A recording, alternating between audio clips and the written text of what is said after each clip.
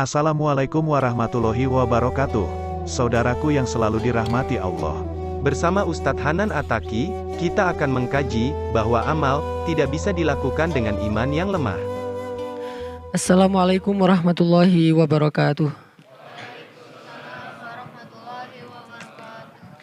Alhamdulillahirabbil alamin. Alhamdulillahilladzi hadana lihada wa ma kunna linahtadiya laula an hadanallah.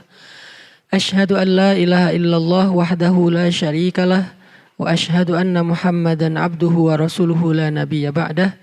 Radina billahi rabba wa bi Muhammadin nabiyya wa bil islami dina. Rabbi syrah li sadri wa yassir li amri wahlul 'uqdatan min lisani yafqahu qawli. Bahwa duduk di dalam majelis ilmu atau nongkrong di masjid seperti ini adalah salah satu bentuk tajdidul iman, memperbaharui iman. Salah satu bentuk dari recharging iman, nge-recharge kembali iman kita kepada Allah Subhanahu wa taala.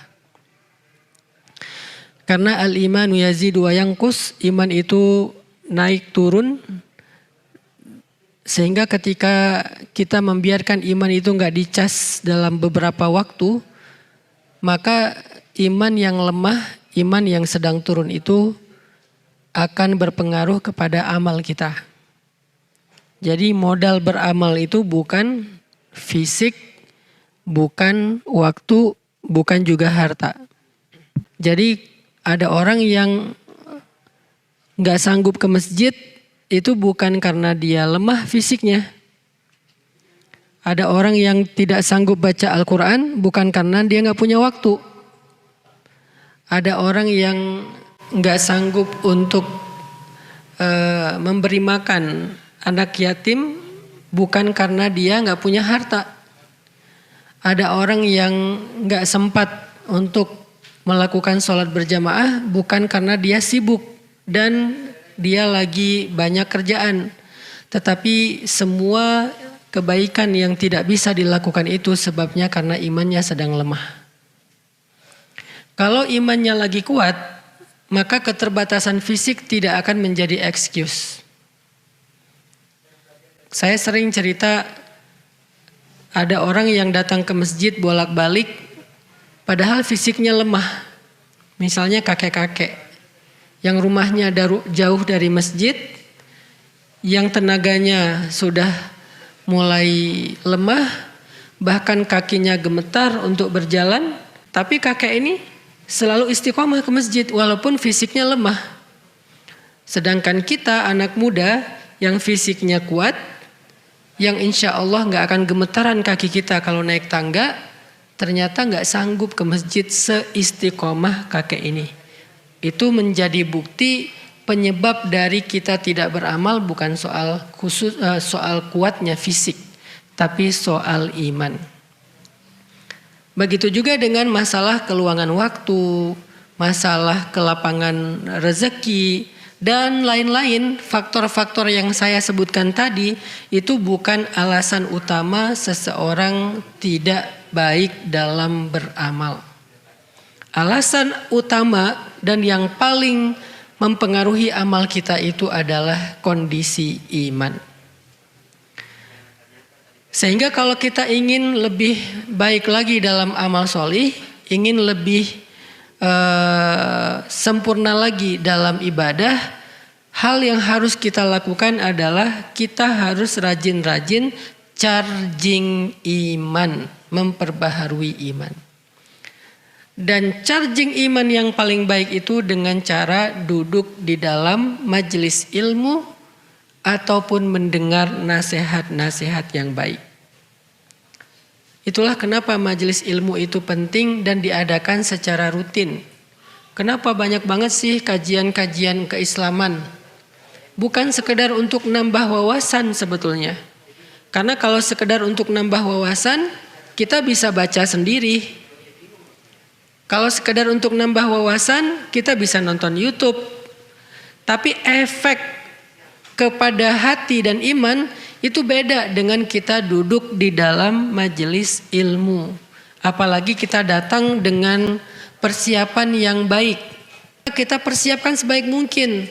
hadir dalam majelis ilmu dengan outfit terbaik, dengan kondisi yang nyaman, udah segar, udah mandi, udah relax, bahkan pakai parfum. Karena itu adab duduk dalam majelis ilmu itu memakai parfum agar malaikat di sebelah kita nyaman, termasuk teman yang di sebelah kita. Nah, ini adalah adab yang membuat nanti ilmu itu akan berpengaruh kepada keimanan kita. Tapi majelis ilmu punya keajaiban lain dari sekedar berbagi wawasan. Dia ada keberkahan di dalamnya.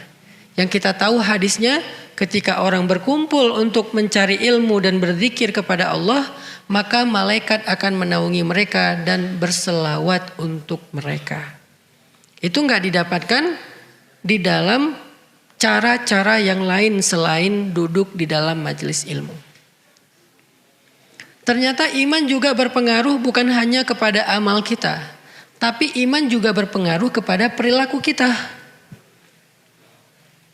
Dalam Islam iman itu core.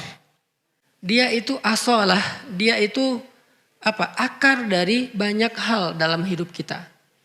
Jadi kalau dibahasakan dengan alam tara kaifa daraballahu masalan kalimatan thayyibah kasyajaratin thayyibah asluha. Asluha itu dari kata asal. Asal itu dari bahasa Arab jadi bahasa Indonesia, asal. Asal itu artinya pokoknya atau akarnya. Asluha sabit. Akarnya, asalnya sangat kuat. Apa akar yang sangat kuat ini? Kata ulama tafsir, iman. Kalau kita misalnya memiliki akar iman yang ditanam di dalam hati itu dengan kondisi yang baik, maka insya Allah akar ini akan menyerap ilmu, akan menyerap zikrullah, akan menyerap energi-energi yang baik, akan menyerap semua nutrisi yang baik, lalu disebarkan ke seluruh diri kita dan kehidupan kita. Saya nggak bilang tubuh kita ya, karena hati yang dimaksud di sini bukan organ. Maka akar ini akan mengalirkan, akan menyebarkan nutrisi kebaikan ke seluruh diri kita dan kehidupan kita.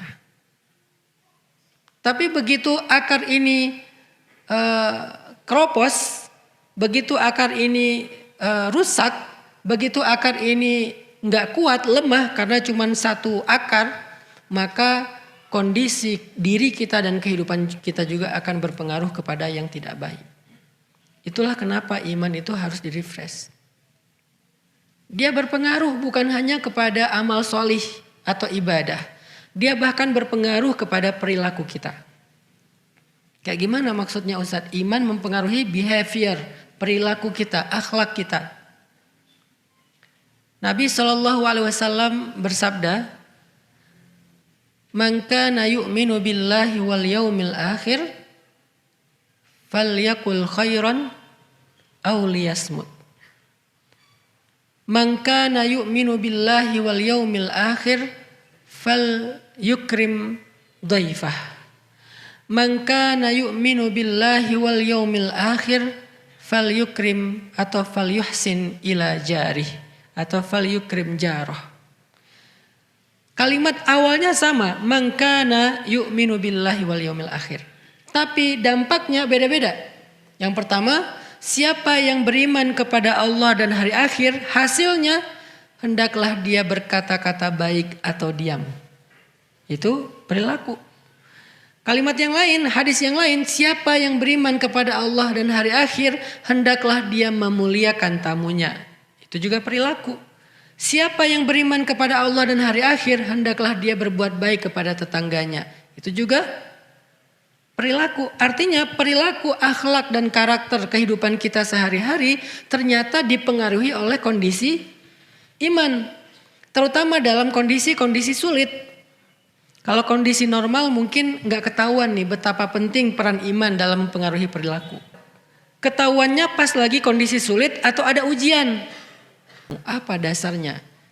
Iman asluha sabit. Iman itu mempengaruhi perilaku banget. Iman itu mempengaruhi mental. Kalau yang pertama tadi iman mempengaruhi amal solih. Yang kedua iman itu mempengaruhi perilaku. Yang ketiga iman itu mempengaruhi mental. Arti mental, kuat nggak kuatnya kita dalam menghadapi masalah itu tergantung iman. Ada orang yang masalahnya kecil tapi dia bilang, kenapa cuman saya yang diginiin Allah? Allah nggak adil. Saya udah nggak kuat lagi. Saya pengen mati aja. Dan seterusnya keluh kesah yang seolah-olah dia merasa dialah orang yang paling susah di muka bumi. Sebetulnya dia bukan orang paling susah di muka bumi. Dia lagi lemah iman. Kalau kita mulai sedikit melihat keadaan orang yang di bawah kita, itu nggak perlu susah payah kita untuk menemukan mereka. Ada di mana-mana dan mereka lebih susah daripada kita dalam urusan kehidupan. Sehingga kita nggak layak mengeluh kalau mereka aja nggak ngeluh gitu. Sehingga kita nggak boleh berputus asa kalau mereka aja masih berusaha. Sehingga kita nggak boleh menyerah kalau mereka aja masih berjuang. Karena mereka lebih susah dari kita. Tapi kenapa kita berkeluh kesah seolah-olah kita merasa orang yang paling susah dalam hidup di dunia? Iman. Mentalnya nggak kuat. Apa yang menjadikan seseorang bertahan, survive, bahkan kemudian sukses, sementara yang lain hampir bunuh diri, ada yang bahkan bunuh diri terus nggak berhasil. Apa yang membedakan mereka? Apakah masalahnya? Enggak. Masalahnya hampir sama di antara mereka. Yang membedakan mereka kekuatan iman yang mempengaruhi mental mereka.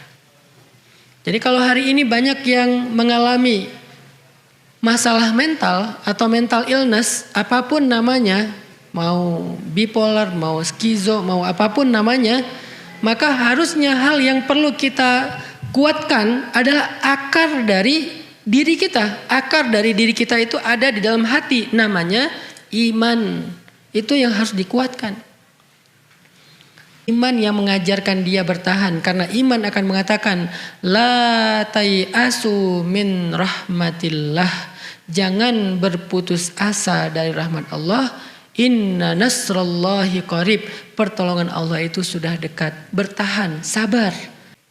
Jadi iman yang akan menuntun kita, berbisik kepada kita, memberikan nutrisi dan kekuatan kepada kita dengan kalimat-kalimat iman. Ala inna nasrallahi qarib.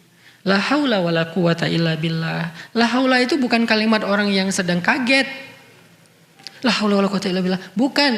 La haula kalimat orang yang pasrah. Saya udah gak kuat, saya gak ada daya. Tapi saya masih punya Allah yang maha kuat dan maha kuasa. Saya udah gak kuat nih. Saya gak ada daya upaya nih. La haula wala quwata. Saya gak punya daya, saya gak punya kekuatan. Wala quwata. Illa tapi billah, saya masih punya Allah. Itu yang membuat kita bertahan. Saya nggak bisa ngeharapin siapa-siapa nih. La ahli, wala ashabi, wala jari, wala nas kullun nas fil ard. Saya nggak bisa berharap ke siapa-siapa. Nggak keluarga saya, nggak tetangga saya, nggak sahabat saya. Terus gimana dong kalau saya nggak bisa berharap ke siapapun? Hasbi Allah. Bukankah cukup bagi saya Allah? Ini yang dibisikin oleh iman kepada kita, sehingga kita memiliki kekuatan mental dalam menghadapi masalah kita, teman-teman.